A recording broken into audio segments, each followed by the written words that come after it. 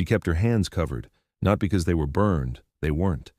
The fire had taken her face but spared her hands, and those hands could still do everything they'd always done. They could knead bread, stitch cloth, plant seeds, pull weeds. But no one wanted bread from scarred hands. No one wanted clothes sewn by a woman they couldn't bear to look at. Rebecca Morgan survived the fire, but she didn't survive what came after, the silence, the stares, the slow death of being invisible, until a man named Caleb Stone came to town. He didn't ask about her face. He asked about her hands, and when she showed him, he said the only thing that mattered: those hands can still build a life. And I need a life built. Wyoming Territory, spring of 1891. The barn fire started just after midnight. No one knew how. A lantern tipped, hay too dry, maybe lightning that no one saw. It didn't matter. Fire doesn't care about reasons. It only cares about what it can consume. Rebecca Morgan was 24 years old, married 3 years to a good man named Daniel. He worked the land, she kept the house, and they had plans. A baby by winter, a bigger cabin by spring, dreams spoken softly over coffee each morning. The fire woke her. Not the heat, not the light, the sound. Wood cracking like bones breaking. Daniel wasn't beside her. She sat up, saw the orange glow through the window, and understood instantly. The barn. Daniel had gone to check on the horses. She ran, barefoot, nightgown catching on fence posts, lungs already burning from smoke that hadn't yet touched her. The barn was an inferno. The doors were open. She screamed his name. No answer. She went in. Later, people would say it was foolish. Later, they'd say she should have waited for help. Later, they'd say a lot of things, but in that moment, there was no later. There was only now. And now meant Daniel was inside. She found him near the back, unconscious, a beam across his legs.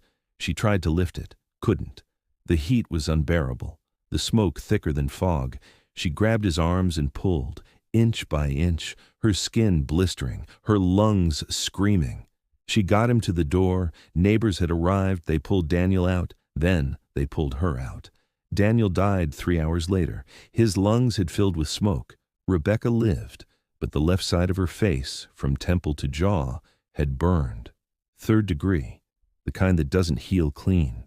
The town of Millwood was small. 300 people, maybe less. Everyone knew everyone. And after the fire, everyone knew Rebecca. At first, they were kind. They brought food. They prayed. They said the things people say. She was so brave, it was God's will. Time heals all wounds.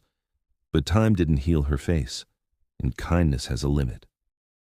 The first time she went into town, 6 weeks after the fire, she wore a thick scarf wrapped around her head, covering everything but her right eye. She walked into the general store. The room went quiet. Mrs. Callahan, who'd known her since childhood, looked once, then looked away. A child pointed. His mother pulled him close and whispered something sharp. Rebecca bought flour and left. She didn't go back for 2 months. The second time, she didn't wear the scarf. She told herself she wouldn't hide. She had nothing to be ashamed of. She'd saved her husband. Well, tried to. She'd been brave. But bravery doesn't stop people from staring. A little girl, maybe 5 years old, saw her face and started crying.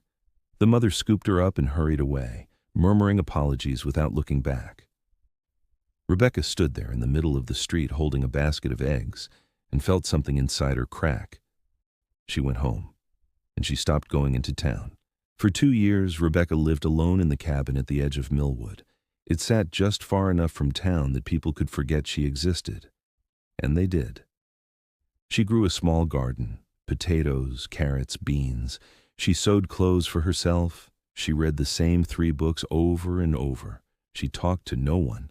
Sometimes, late at night, she'd stand in front of the small mirror she kept face down on the shelf.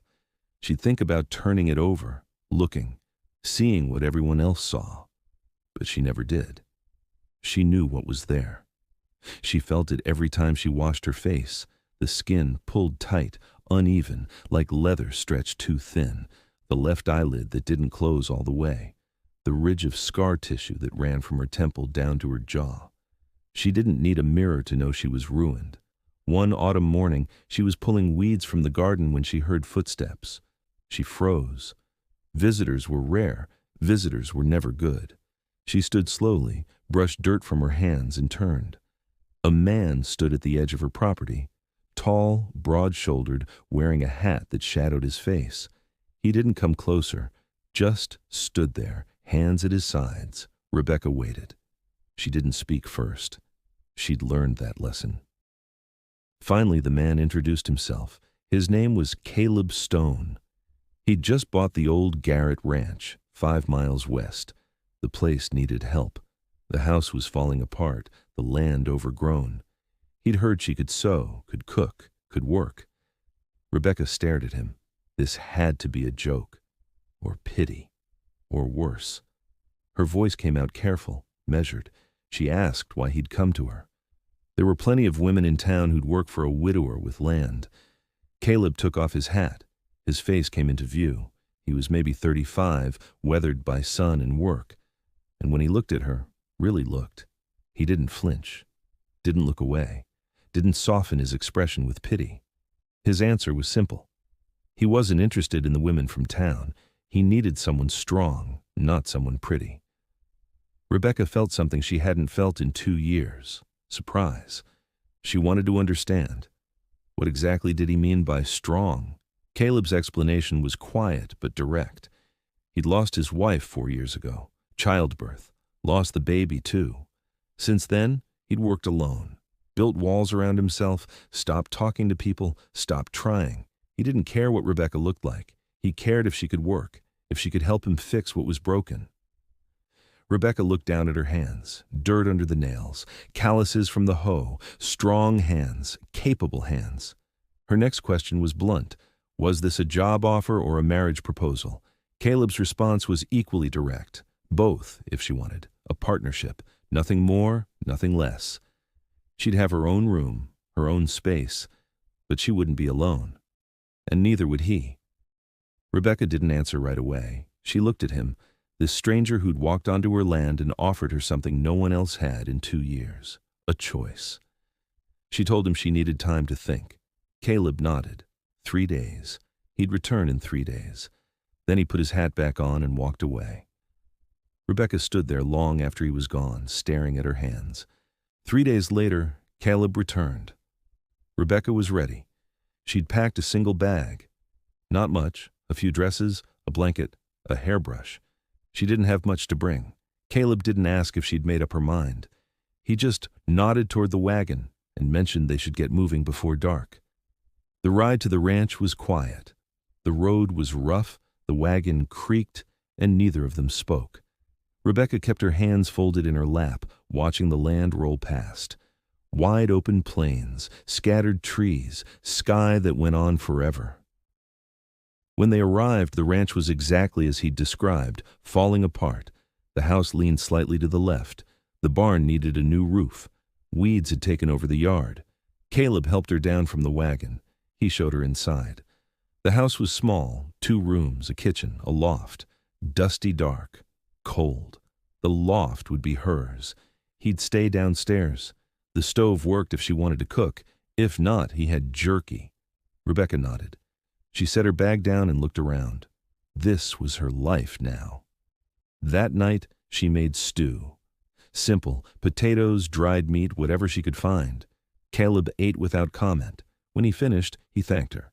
Then he went outside to check the fences. Rebecca cleaned the dishes. She swept the floor. She climbed up to the loft and lay on the narrow bed, staring at the ceiling. For the first time in 2 years, she wasn't alone. She didn't know if that was better or worse. Days turned into weeks. Rebecca and Caleb fell into a rhythm. She woke before dawn, made coffee, started breakfast. He fed the animals, mended fences, worked the land. They ate in silence, worked in silence, went to bed in silence. It wasn't uncomfortable. It was just quiet. Rebecca found herself watching him sometimes, the way he moved, steady, deliberate, the way he fixed things without complaint, the way he never once stared at her face. He looked at her hands instead. when she handed him coffee, when she passed him tools, when she showed him the shirt she'd mended. He always looked at her hands. One afternoon, Rebecca was in the garden pulling weeds when she felt his presence behind her. She turned. Caleb stood a few feet away, hat in his hands. His observation was simple. The garden looked good, better than anything he'd managed in years. Rebecca downplayed it. Just beans and carrots, nothing special. But Caleb shook his head. To him, it was more than vegetables. It was life, something growing. And that mattered. Rebecca didn't know what to say, so she just nodded.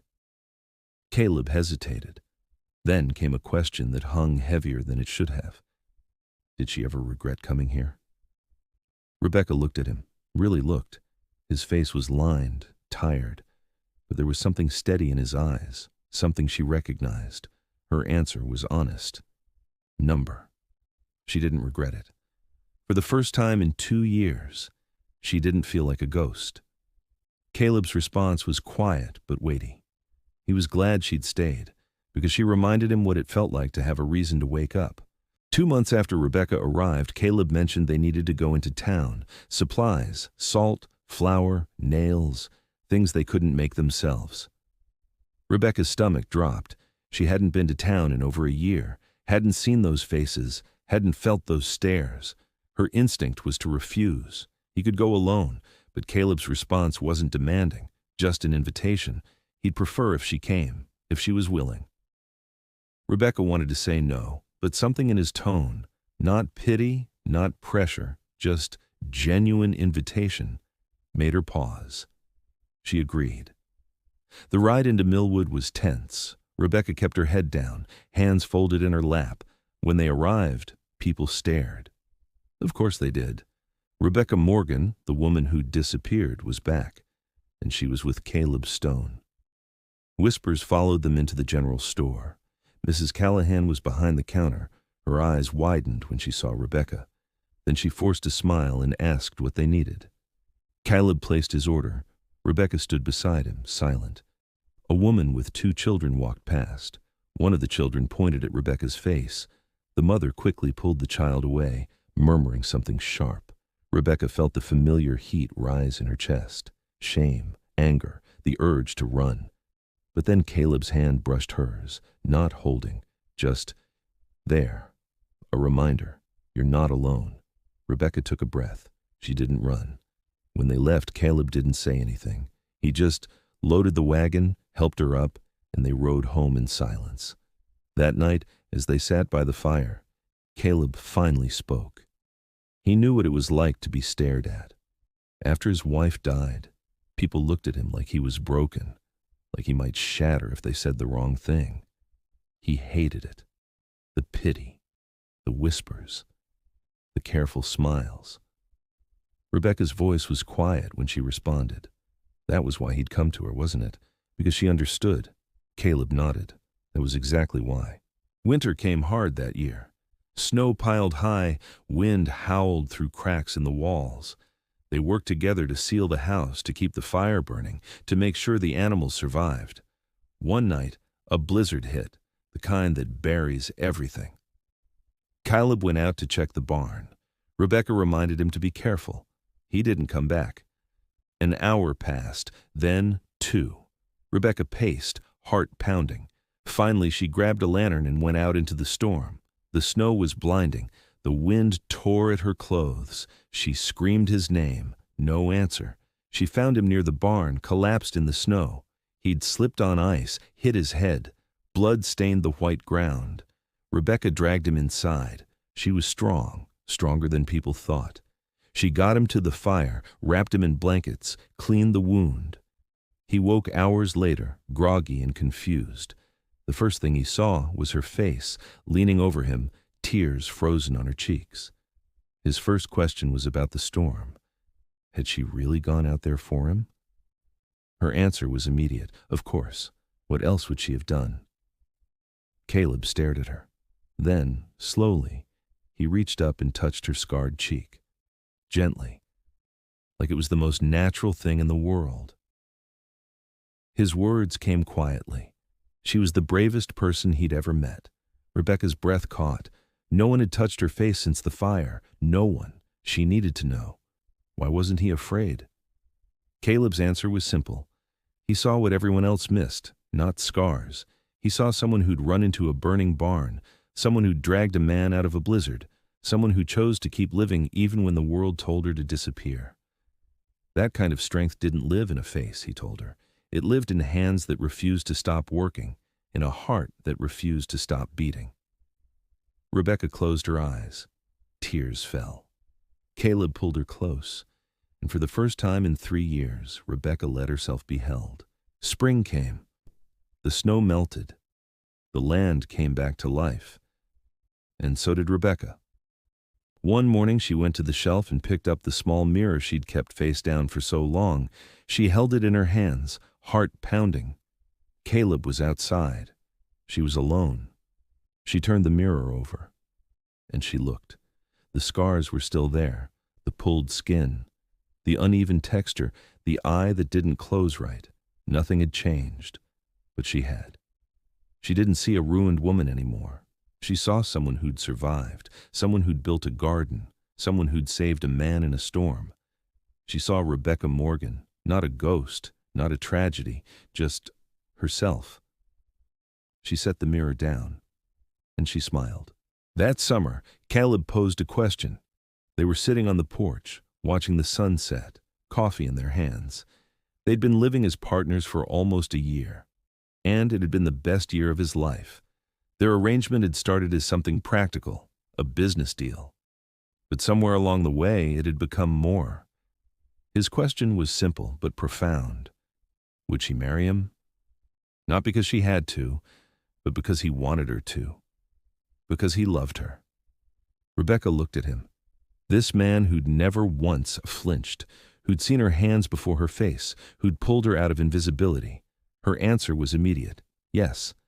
They married in the small church in Millwood. A handful of people came, some out of curiosity, some out of respect.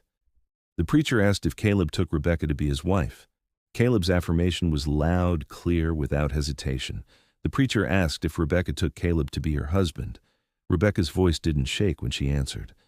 When the preacher announced they could kiss, Caleb cupped her scarred cheek in his hand and kissed her softly. The room was silent. Then someone clapped. Then another. Then the whole church. Because they'd just witnessed something rare. 2 broken people choosing to be whole together. 1899, 6 years later. Rebecca stood in her garden, hands deep in the soil, planting seeds for the summer. Her face was still scarred. That hadn't changed, but everything else had. The ranch was thriving. The house had been rebuilt. The barn had a new roof. 2 children played nearby. A boy and a girl, both adopted from the orphanage in town. Caleb walked up behind her, placed a hand on her shoulder. His question was simple. What was she planting? Her answer was even simpler. Hope. He smiled. That night, as they sat on the porch, Rebecca looked at her hands, dirt under the nails, calluses from work, strong hands. She thought back to the day Caleb had first come to her cabin, the day he'd noticed her hands instead of her face. She'd told him once, those hands can still build a life. And they had. Not despite the scars, but because of them. Because scars are proof you survived, and survival is the first step toward living. Sometimes the world sees your wounds and decides you're broken, but the right person sees your wounds and knows you fought, you survived, and you're still here. And that's not broken. That's unbreakable.